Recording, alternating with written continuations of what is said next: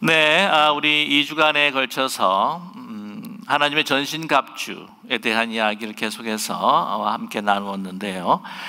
먼저 그 진리의 띠를 띠라라고 우리에게도 말씀하시고 또 의의 호심경을 붙이라.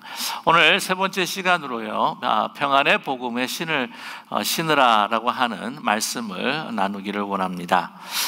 먼저 이 신이라고 하는 것, 이것이 얼마나 우리에게 일상생활에 중요한지 모릅니다. 그래서 우리의 발을 보호해 주고요, 그 다음에 우리가 잘 설 수 있을 뿐만 아니라 또한 보행하는데 우리가 편안하게 걸을 수 있도록 또한 도와주는 것이 없어서는 안 될 것이 바로 신이지 않습니까? 아프리카에 그 신 없이 사시는 분들이 꽤 많았었는데요. 그러므로 인해서 상체기가 나고 또한 그게 이제 인펙션이 되고 또 감염이 되어가지고 나중엔 결국엔 치료할 수가 없어서 또 절단해야 되는 그러한 참 고통스럽고 슬픈 그런 삶들을 살아가게 될 때가 있습니다. 이 신이라고 하는 것, 그래서 우리가 바로 설 수 있고 또한 활동하는 데 있어서 너무나 중요한 것인데요. 아시다시피 이 모든 스포츠에도요, 거기에 꼭 맞는 신발들을 신어야 한다고 합니다. 그래서 이 기어라고 하는 거, 풋기어라고 그러죠. 그게 굉장히 중요한데, 그래서 뭐 축구할 때도 이 축구화를 꼭 이제 신어야 되겠고요. 또한 야구할 때도 야구화를 신어야지 또한 좋은 성적, 또 이렇게 미끄러지지 않고 다치지 않습니다. 한때 제가 배드민턴을 좀 많이 쳤을 때가 있었는데, 그렇다고 뭐 실력이 좋은 건 아닙니다. 근데 보니까 그때 이 배드민턴 화가 있는데 그 고무를 보니까 이게 적당히 미끄러지고 적당히 안 미끄러지고 하는 그러한 고무로 만들더라고요. 그래서 너무 안 미끄러지면은 또 이렇게 넘어져서 다칠 경우가 있고, 또 미끄러져도 또 넘어지기 때문에 어려움을 당하기 때문에 이 체육관의 그 플로어에 맞게 그 미끄러짐에 가장 알맞는 그 정도로 이렇게 만들더라고요. 그것은 경기력 향상뿐만 아니라 또한 그 발목과 또한 우리 신체를 보호해주는 그런 역할을 하고 있습니다. 자, 그렇다고 한다면 이 전장에서 아주 극렬한 싸움이 벌어지는 전장에서의 그 신발이라고 하는 것, 군화라고 이야기할 수가 있겠는데 얼마나 중요하겠습니까? 우리의 인생이 정말 영적 전쟁이다. 그리고 이 삶이 호락호락하지가 않습니다. 요즘에 항상 하는 자주 듣는 이야기가 꽃길만 걷게 해드릴게요 라고 하는 말들을 또 하기도 하는데, 인생이 어떻게 꽃길만 걸을 수가 있겠습니까? 폭신한 그러한 잔디밭만 걸을 수가 있겠습니까? 특별히 싸움에 있어서 정말 그 험한 줄령들을 넘어야 되고, 가시밭길, 돌짝밭길, 또한 사막길, 또 물길, 들길, 산길, 어디든지 가야 하는 그러한 그 길이 있기 때문에, 길이 걸어야 되기 때문에 그 군화라고 하는 것은 잘 만들어지고 또한 잘 장착을 해야 우리가 또한 승리할 수 있다라고 하는 것을 잘 알 수가 있습니다. 오늘 말씀 가운데에서 이 바울 사도가 이야기했던 그 신이라고 하는 것은 그가 늘 보아왔던 그 로마 병정들, 로마 군사들이 신었던 신이라고 그렇게 이야기하죠. 이 신이 갑옷만큼 또한 허리띠만큼 중요한 것입니다. 영화를 보셨으면 알겠지만은 이 가죽끈으로 만든 칼리가라고 하는 신발인데, 한번 잠깐만 그림으로 보시면 더 좋을 것 같아요. 그래서 이 가죽 신호되어 있고, 여러분 특이한 것은 그 밑창에 스파이크처럼 저렇게 다 이렇게 박혀 있습니다. 왜냐하면은 미끄러지지 않도록요. 바위에 닿아도 이렇게 미끄러지지 않고, 다른 곳에 이렇게 이 미끄럼 방지를 위해서 이렇게 아주 작은 징처럼 된 것들을 이렇게 받게 됩니다. 네, 됐습니다. 감사하고요. 그래서 저기 진군들이 왔을 때에 이렇게 여러분 아시겠지만 방패들과 창호를 이렇게 막 밀어붙이는 싸움들이 있잖아요. 그러면은 그 신발이 밑에 딱 고정이 되어 있지 않으면 자꾸 이렇게 상대방에서 밀게 되면 밀릴 수밖에 없다고 하는 것입니다. 그래서 저 날카로운 쇠붙이를 이제 붙이게 되고, 또 밑에 보면은 이 다른 그 적군들이 방해하기 위해서 그 길에다가 쇠 조각을 뿌리고 하는 경우가 있다고 합니다. 그런데 쇠 조각이 들어가지 않도록 그 밑에는 징이 박혀 있는 단단한 철판으로 되어 있고 그 다음에 가죽으로 덮여 있어가지고 행보할 때 또 이렇게 사막에 갔을 때도 그 어렵지 않은 그러한 좋은 군화라고 그렇게 이야기를 합니다. 사실 발을 다치게 되면 아무 쓸모없는 병사가 되고 만지 않습니까? 그래서 로마 군인들은 이런 아주 튼튼한 이 가죽신들을 신고 싸움에 임했다고 합니다. 그래서 이 가죽신을 신고 어디든지 어느 나라든지 정벌에 나섰던 그런 역사가 있지 않습니까? 그래서 오늘 바울 사도는 에베소서 6장 15절에 평안의 복음이 준비한 것으로 신을 신고 이 신을 신는다. 그래서 이게 굉장히 서 있거나 보행할 때에 하나의 가장 파운데이션이 될 수가 있다. 그래서 이 중요한 것을 이야기할 때 그 삶의 그 푸팅이라고 그러죠. 푸링이라고 하는데 그 기초를 이야기합니다. 이 푸링이 딱 돼 있을 때에 이 책상도 그렇고 걸상도 그렇고 그때 이 밸런스가 안 맞아가지고는 이렇게 삐딱거리거나 아니면 그 밑에 다리가 너무 이렇게 연약해가지고 부러진다고 하면 안 된다고 하는 것이죠. 모든 서 있는 구조물이나 건축물 같은 이 푸팅이 굉장히 중요한데 우리 사람들도 이 푸링 할 수 있는 신발이 너무 중요하다. 자, 그런데 오늘 이러한 영적 전쟁에 있어서 중요한 것이 있던 이 푸링, 이 파운데이션, 이 신, 발을 감싸줄 수 있는 보호해줄 수 있는 신이 뭐냐? 바로 평안의 복음이다라고 이렇게 말씀해주고 있습니다. 좀 더 그 상세하게 말씀을 드리면 6장 15절 에베소서 6장 15절의 말씀을 보게 되면은 평안의 복음이 준비한 것으로 신을 신고라고 이렇게 이야기를 하고 있어요. 그래서 이 신이라고 하는 것이 평안의 복음이 준비된 것이다라고 하는 것이죠. 이 그렇다면 평안의 복음을 준비한 분이 누구냐? 누굽니까? 우리가 준비한 것이 결코 아니라는 것입니다. 누가 준비하셨습니까? 바로 예수 그리스도께서 우리를 위해서 준비해 주신 바로 평화의 복음이다라고 평안의 복음이라 이렇게 말씀해 주고 있습니다. 요한복음 14장 27절의 말씀을 보게 되면은요, 이런 귀한 말씀이 나옵니다. 예수님께서 이제 공생애를 이제 거의 마치시고 십자가를 지시기 전에 우리 모여 있는 그 제자들에게 마지막 유언 같은 가르침들을 시작하셨는데 그때 이 요한복음 14장에 27절에 이렇게 말씀합니다. 평안을 너에게 끼치노니 곧 나의 평안을 너희에게 주노라. 내가 너에게 주는 것은 세상이 주는 것과 같지 아니하니라. 너희는 마음에 근심하지도 말고 두려워하지도 말라라고 이렇게 말씀합니다. 너에게 주는 것, 세상이 줄 수 없는 평안을 너에게 주겠다라고 이렇게 말씀하시죠. 그래서 너희는 마음에 근심하지 말고 두려워하지 말라. 왜냐하면 이 배경을 보게 되면은 예수님께서 진짜 자신께서 당신께서 이 제자들을 이제는 떠날 것이다, 곧 떠나게 될 것이다, 이 세상을 떠나게 될 것이다라는 말씀을 계속 주시죠. 그래서 제자들이 굉장히 불안해합니다. 아니 그렇게 되면 어떻게 될 것인가? 그런 마음을 살피시고 너에게 평안을 준다. 근심하지 말아라, 두려워하지 말라라고 이렇게 말씀하고 있죠. 이 평안이라고 하는 것, 이것이 우리의 삶의 정말 중심을 우리의 그 삶의 그 가장 기초가 되는 그 푸팅, 설 수 있는, 그리고 굳건하게 행보하고 보행할 수 있는 그러한 이 밑받침을 우리에게 준다고 하는 것이죠. 여러분, 그래서 우리 어떤 소유나 우리가 어떤 우리 환경의 조건보다도 중요한 것은 우리 마음의 평안이라고 하는 것입니다. 조슈아 러셀 리브먼이라고 하는 분이 계신데 이분이 쓴 책 가운데 이제 마음의 평안이라고 하는 소설이 있습니다.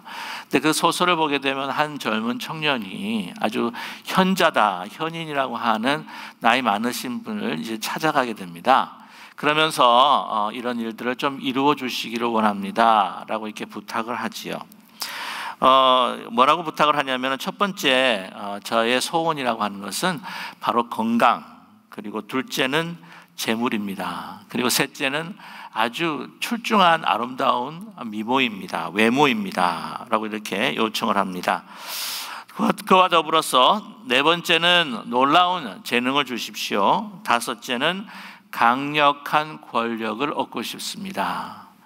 여섯 번째는 그와 더불어서 정말 아주 높은 명예를 제가 취하면 좋겠습니다. 그렇게 요청을 했습니다.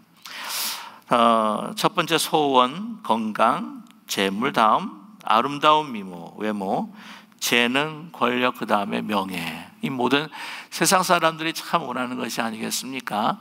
이 젊은 청년이 그렇게 이야기하면서 요청을 했던 것이죠.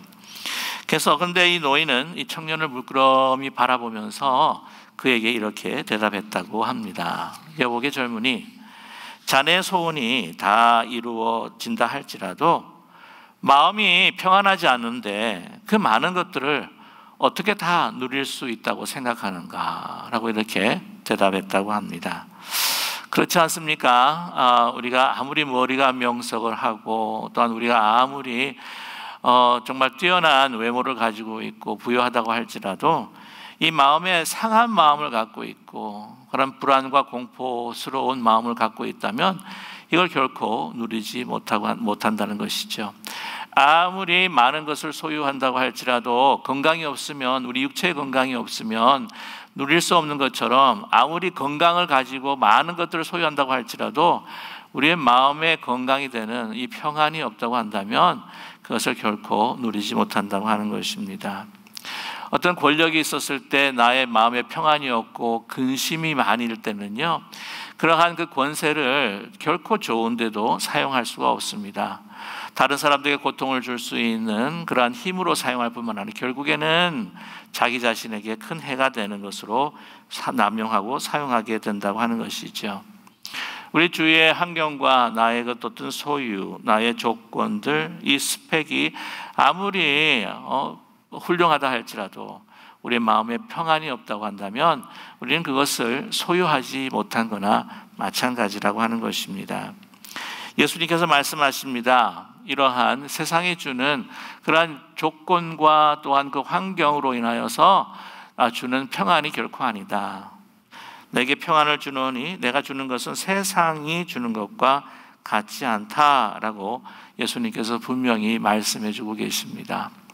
우리의 주위를 보게 되면 참 그렇지 않습니까? 보통 이 많은 재물을 가지고 있는 분들도요, 천석구는 천 가지, 만석구는 만 가지 걱정이라고 하는데, 많은 재물을 가진 분이 있을수록 이것을 상실할까봐 늘 노심초사하면서 또한 걱정하게 된다고 하는 것이죠.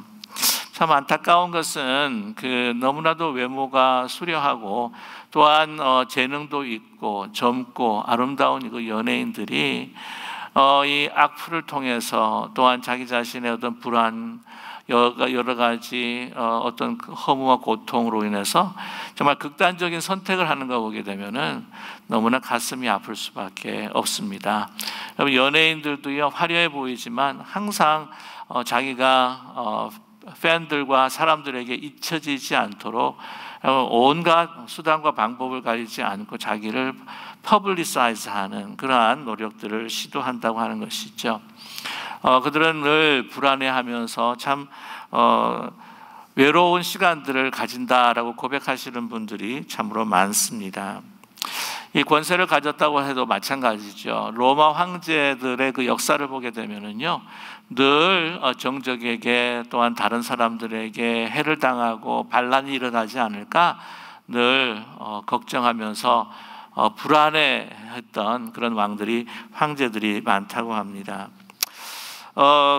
이 절대적인 권세를 가진 사람 가운데 참 불행한 사람은 누구였냐면 스탈린이라고 꼽을 수가 있습니다. 그런 누군가 자신이 독살하지 않을까, 또 밤에 또한 해하지 않을까 싶어서 두려움 가운데 늘 살았고 불안 가운데 살았다고 합니다. 그래서 침실이 몇 개였냐면 8개의 침실을 만들어 놓고 그 모든 침실들이 무슨 그 은행 금고같이 아주 요새화 시켜가지고는 자기가 그날 생각대로 정하지 않고 그날 자기 전에 생각해서 들어가서 거기서 잔다고 했는데 그 잠도 그렇게 편안하게 자지 못했다고 합니다. 북한의 절대적인 권력을 갖고 있다고 하는 김정은도 아마 늘 이 불안과 두려움 가운데 시달리고 있지 않겠는가 우리는 추측해 볼 수가 있지 않습니까? 그럼 진짜 이 불안에 그 해결할 수 있는 그 근원이 무엇인가? 전 진정 이 참된 이 평안이라고 하는 것, 이 평화라고 하는 것은 무엇일까? 우리가 생각해 보게 됩니다. 여기서 제가 이 낱말에 대해서 조금만 정리를 하고 들어가면 좋겠습니다만은 이 평화라고 하는 것은 이 외적인, 이건 꼭 그렇게 쓰여질 때도 있고 쓰여지지 않을 때도 있는데 이 평화라고 하는 것은 좀 이렇게 외적인 면에 있어서 어떤 고요함, 좀 이렇게 꽉 차여 있는 어떤 그러한 상태라고 이렇게 이야기할 수가 있고요. 또한 그것이 이제 내적인 어떤 평화로 나타날 때 이거를 이제 평안이다라고 이렇게 말할 수가 있습니다. 헬라말 같은 경우에는 LNA라고 해서 같은 단말을 쓰고요. 여러분 아시겠지만 히브리 말로는 이제 샬롬입니다. 이 샬롬과 LNA는 이 어떤 의미를 가지고 있냐면은 바로 관계적인 의미를 가지고 있습니다. 결론적으로 말씀을 드리면 바로 하나님과 나의 관계, 나의 진정한 그 존재의 근원이 되시는 하나님과의 나의 관계. 그래서 이 평안이라고 하는 것은 이 관계 속에서 나에게 형성되고 주어지는 것이죠. 우리 인간은 태어날 때부터 불안과 또한 두려움에부터 시작하는 그 존재다라고 그렇게 이야기할 수가 있을 것입니다. 그게 왜냐하면은 우리는 태어나면서부터 단절을 경험하기 때문이지요. 여러분 보통 어머니 뱃속에서 태어난 아이들 보게 되면은 나오자마자 빵긋빵긋하고 우는 아이들은 없습니다. 어떻게 합니까? 아 하고 울어요.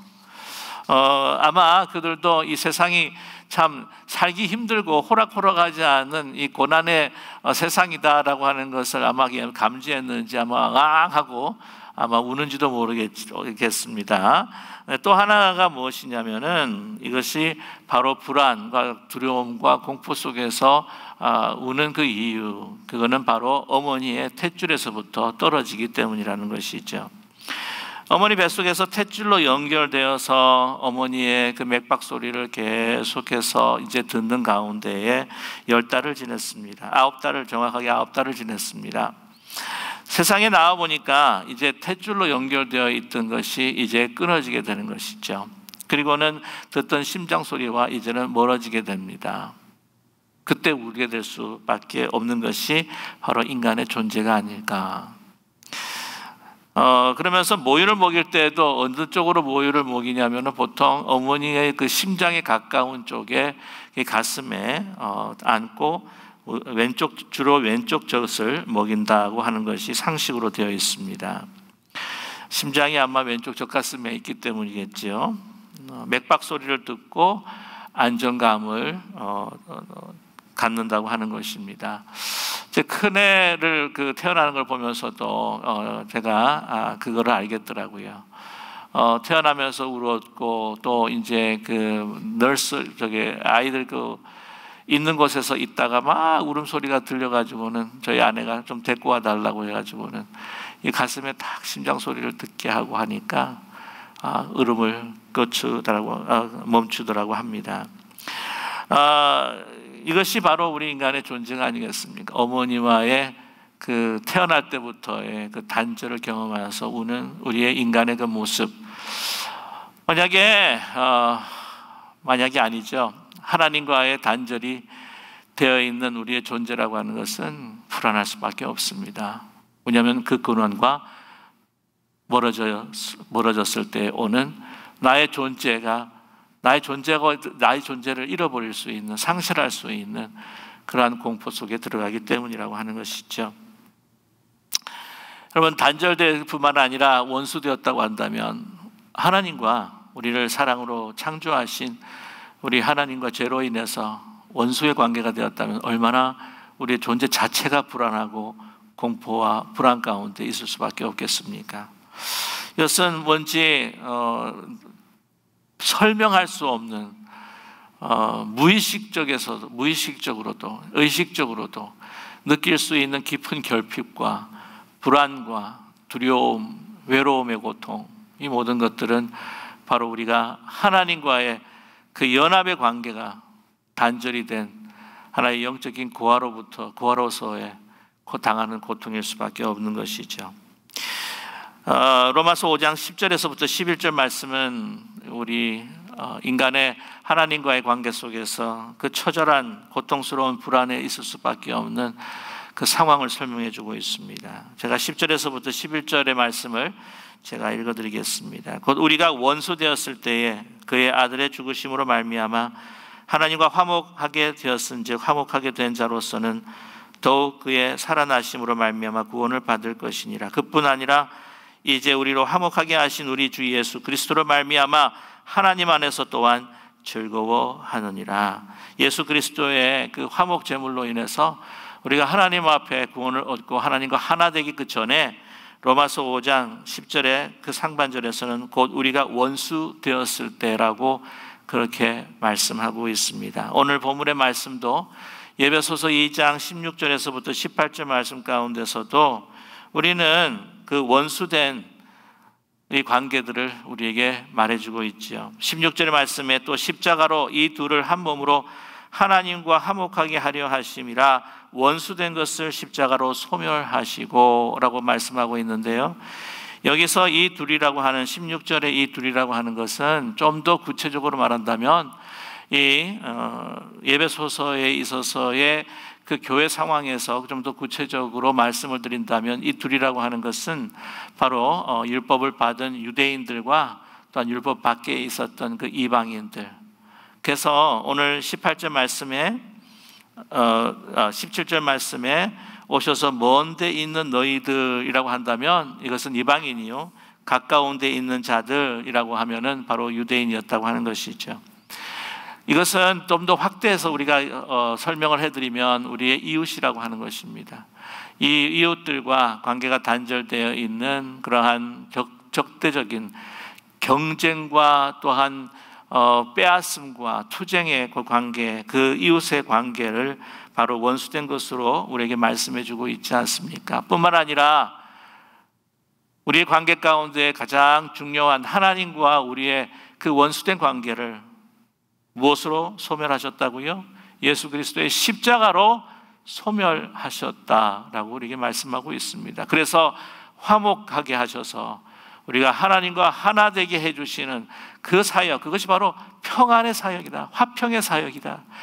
평화와 화평과 평안의 사역이다 라고 하는 것을 우리에게 분명히 나타내고 계십니다. 그 평안이라고 하는 것, 그것은 바로 하나님과 이제는 하나가 되고 그 하나님과 하나 된 그 사랑으로 인하여서 우리의 이웃이 하나 되는 하나됨의 그 관계, 그 관계가 바로 우리에게는 넘쳐나는 평안으로 다가온다고 하는 것이지요. 바로 이러한 연결, 관계의 문제가 바로 우리의 가장 중요한 근본적인 평안의 문제라고 하는 것입니다. 여러분, 그래서 우리의 평안의 가장 근본은 바로 하나님과 하나가 되는 거예요. 하나님과 하나 되지 못해서 그 죄로 단절됨으로 인하여서 우리는 우리와 나 자신의 그 관계, 내가 나를 어떻게 할 수 없는 나와의 어떤 분리와 또한 그 쪼개짐의 역사, 그러므로 인해서 여러분이 불안과 염려라고 하는 것은 무엇이냐면 이게 찢어진다고 하는 겁니다. 나눔, 불안이라고 하는 것, 염려라고 하는 것, 이것은 바로 나누어진다는 거예요. 하나가 되는 것이 아니라 내 마음이 나누어지는 겁니다. 그뿐만 아니라 그로 인해서 우리의 이웃과 우리가 나누어지고요, 결국에는 또 자연과 우리의 인간의 나누어짐, 단절이 우리에게 있기에 우리는 늘 불안해하며 외로워하며 그 공포 가운데에 살아갈 수밖에 없다고 하는 것이죠. 프랑스의 작가 앙드레 지드는 이렇게 이야기합니다. 사람은 하나님 곁에서 멀리 떠났을 때 불안하다. 하나님은 결코 변하지 않으므로 그분의 품 안에서만 자기를 편안하게 할 수 있다라고 이렇게 말하고 있습니다. 우리가 하나님과 연합되어서 그리스도의 심장의 소리를 듣고 그리스도의 손에 우리의 손을 붙이고 그리스도의 발에 우리를 붙여서 연합할 때에 우리는 어디로부터 와서 어디로부터 갈 것인지를 알고 있고, 우리가 어떤 상황에 처해 있다고 할지라도 영원하신 하나님의 품 안에 하나님의 임재 속에 우리는 그의 인도하심과 보호하심 속에 있을 것이라고 하는 그 분명한 평안이 우리에게 주어질 줄로 분명히 믿습니다. 이 평안을 자기 몸소 체험하시면서 그 평안을 위해서 우리에게 자신을 주시고 이 평안을 전하셨던 분이 바로 예수 그리스도이십니다. 하나님 자신이십니다. 예수님께서는 공생의 사역 가운데서도 그 평안을 정하셨습니다. 혈루증으로 고생하던 여인 그 옷자락을 잡을 때 그에게 치유함을 주시고 내 믿음으로 내가 나음을 받았느니라, 따라 평안히 가라 라고 말씀하고 선포하시지 않으셨습니까? 예수 그리스도께서 죽음을 당하시고 불안에 떨어 있는 그 제자들에게 부활하신 모습으로 나타나셔서 너희들이 평안하라, 주님께서 누가복음의 말씀을 통해서 말씀하셨습니다. 너에게 평강이 있을지어다. 너에게 평강이 있을지어다. 제자들에게도 전도 파송하면서 공생애 때에도 어느 집에 들어가든지 그 집에 평안함을 빌라.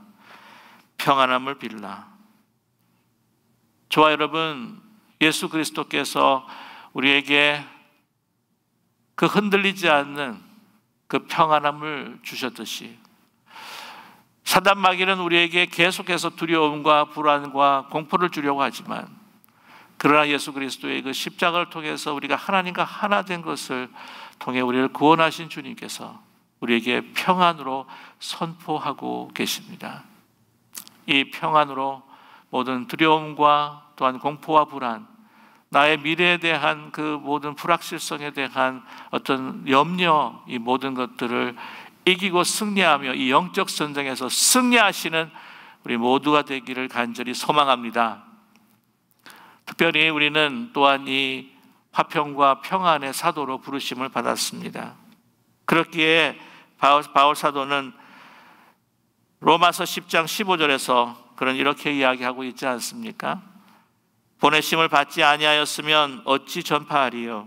기록된 바 아름답도다 좋은 소식을 전하는 자들의 발이여 함과 같으니라.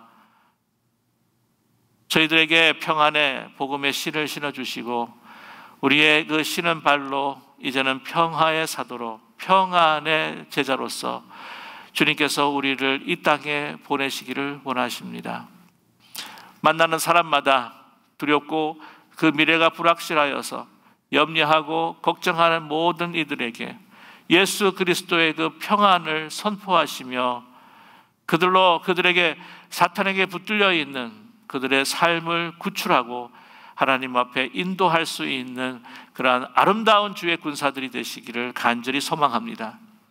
이 세상의 어두움에 그 염려와 두려움에 쌓여 있는 모든 그 흑암들을 정말 빛의 사자로 그 비추시면서 평안의 사자로서 가서 그 땅을 밟고 하나님의 그 승리의 깃발을 꽂고 그 땅을 하나님의 나라와 세계로, 이 나라가 세계의 힘을 선포하며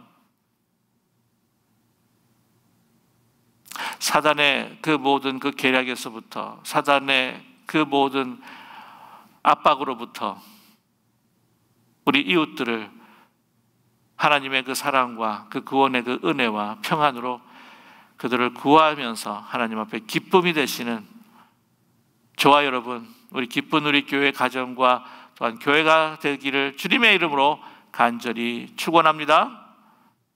기도하겠습니다. 사랑의 하나님 아버지,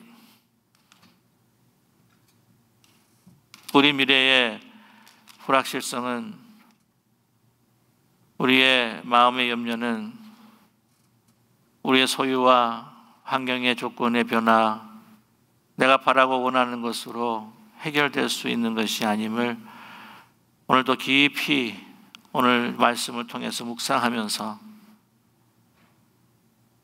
우리를 지키시고 우리에게 능력과 힘을 주시는 여호와 하나님께서 함께 하신다, 예수 그리스도께서 우리와 동행하신다라고 하는 그러한 평안 가운데에 우리가 승리하는 이 모든 싸움에서 승리하는 저희들 되게 도와주시옵소서. 사단은 우리를 방해하려고 합니다. 우리에게 미래에 대한 두려움과 걱정과 근심과 염려를 주려고 합니다. 아버지, 이제 그리스도께서 십자가를 통해서 원수된 모든 그 관계들을 소멸시켜 주시고 하나님과 하나 되어 그 화목한 관계로 평안을 누리게 해주셨사오니 그 평안으로 신을 신고 담대하게 이 세상에 나아가 그 평안을 정하며 이 세상에 빛을 비추는 주의 강력한 평안의 군사들이 될 수 있도록 축복하여 주시옵소서. 예수 그리스도의 이름으로 감사드리며 간절히 기도드립니다. 아멘.